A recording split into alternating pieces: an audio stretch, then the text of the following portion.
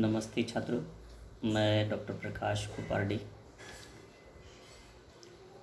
आपको आज हम चर्चा के केंद्र में जो विषय रख रहे हैं वह सूर्यकांत त्रिपाठी निराला की लंबी कविता सरोज स्मृति।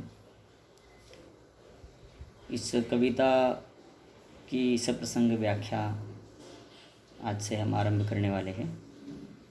सरोज स्मृति हिंदी का प्रथम शोक गीत कहा जाता है। सूर्यकांत त्रिपाठी निराला छायावादी कविता के आधार स्तंभ।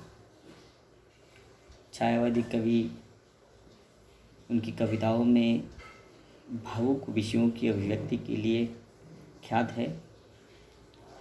सरोज स्मृति यह लंबी कविता ऐसे ही भावाकुल और शोकाकुल संवेदनाओं की अभिव्यक्ति है। निराला की यह कविता उनकी बेटी सरोज की असमय मृत्यु पर केंद्रित कविता है, जिसमें वेदना के पिता के समस्त पक्षों की अभिव्यक्ति हमारे सामने अभिव्यक्त होती हुई दिखाई देती है। इस कविता में पिता की असहायता और एक रचनाकार के जीवन के दुख की अभिव्यक्ति काफ़ी सशक्त रूप में हमारे सामने होते हुए दिखाई देती है। 19 पर जो प्रथम चरण तेरा वह जीवन सिंधु तरन, अर्थात 19वें वर्ष में जैसे ही तुमने कदम रखा वैसे ही तुमने जीवन का सिंधु पार किया और तुमने मृत्यु को गले लगाया। तनिए लीकर दृक्पात तरुण, तने मतलब बेटी, तुमने अपने आँखों को मूंद कर इस जनक से जन्म की विदा, मतलब कि स्वयं को जनक कहते हैं जिसने जन्म दिया वो, और तुमने अरुण समय में ही, मतलब कि तुम्हारा अभी जीवन शुरू हो रहा था उसी समय में ही तुमने विदा कर दिया। गीते मेरी, गीते बेटी को कहा है। तज रूप नाम, तुमने तुम्हारा नाम रंग सब और त्याग दिया और वर लिया अमर शाश्वत विराम। जहाँ जीवन और मृत्यु के बाद का जो विराम है, शाश्वत विराम है, उसको तुमने वर लिया। पूरे कर सुचितर सब पर्याय, तुमने सारे सुचितर शुद्ध पर्याय पूर्ण किए। तुमने शादी कर ली, रचा ली, और उसके बाद जीवन के अष्टादशाध्याय, मतलब 18 अध्याय, 18 वर्ष तुमने जीवन के ठीक बहुत ही बढ़िया पूर्ण किए। और चढ़ मृत्यु तरनी पर तूर्ण चरण, और तुम असमय ही, जल्दी ही, जहाँ कि तुम जा नहीं सकती है ऐसे समय में तुम चली गई। चढ़ मृत्यु तरणी पर तूर्ण चरण, तूर्ण मतलब गति से, जल्दी ही। कह पितः पूर्ण आलोक वरण, करती हूँ मैं यह नहीं मरण। तुमने आलोक को पाया है ऐसा मुझे कहा और मरण को स्वीकार लिया। सरोज, सरोज मतलब उनकी बेटी का ज्योति शरण तरन, तरन में शरण गई वो, मतलब वैतरणी में शरण गई। अशब्द अधरों का सुना भाष, मैं कवि हूँ पाया है प्रकाश। मैंने कुछ अहरह रह निर्भर, ज्योतिष तरना के चरणों पर। मैं कवि हूँ लेकिन तुम्हारी मृत्यु पर मैं निशब्द रहा, मेरी वाणी गूंगी हो गई।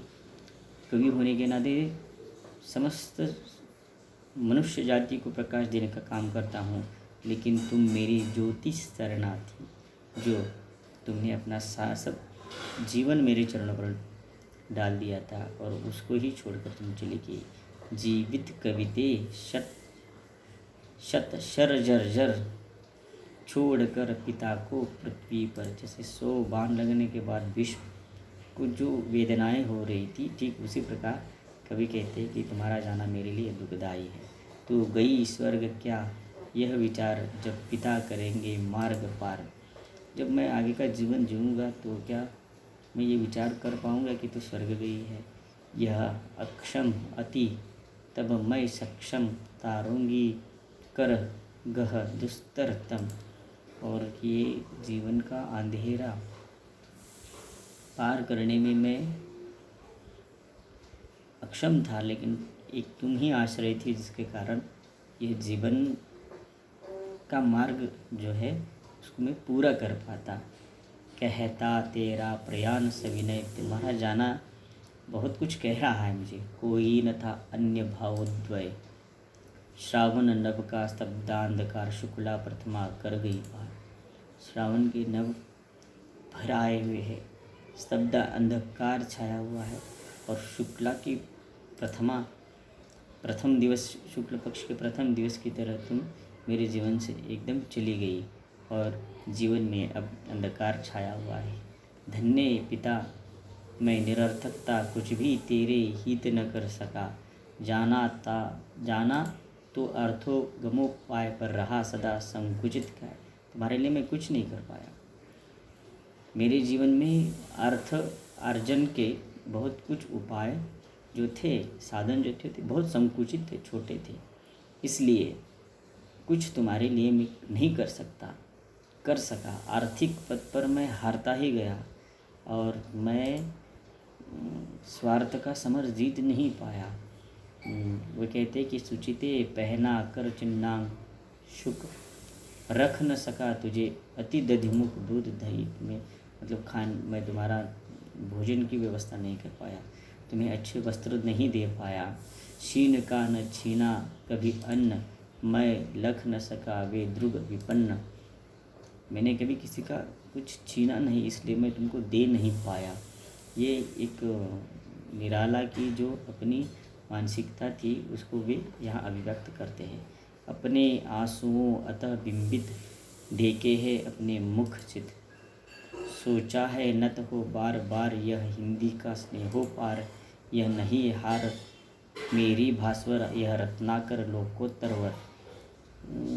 हिंदी परिवार ने मुझे बहुत स्नेह दिया साहित्य जगत में, लेकिन इस साहित्य जगत की सेवा के माध्यम से मैं तुम्हारे लिए कुछ नहीं कर पाया, रत्नहार नहीं दे पाया।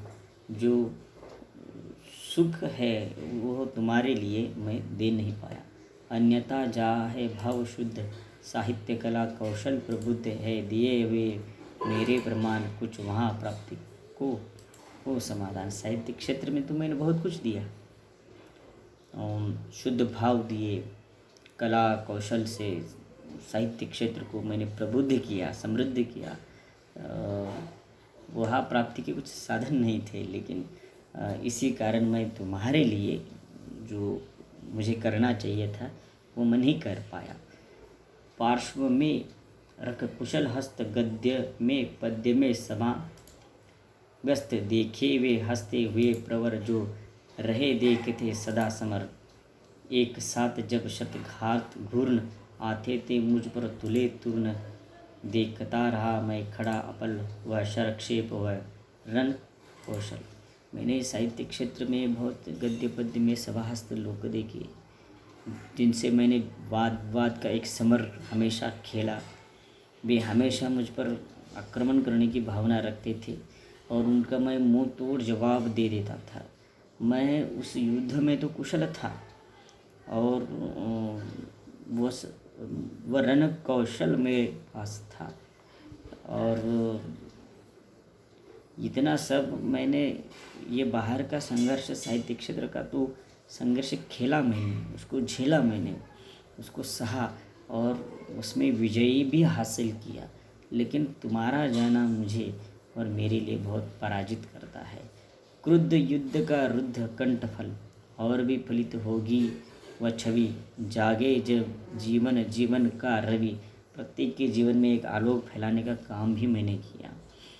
लेकर कर तुलिका कला, देखो क्या रंग भरती विमला। वांछित किस लांछित छवि पर फेरती स्नेह कुचि भर। जो वांछित था वह मैंने करने की कोशिश की।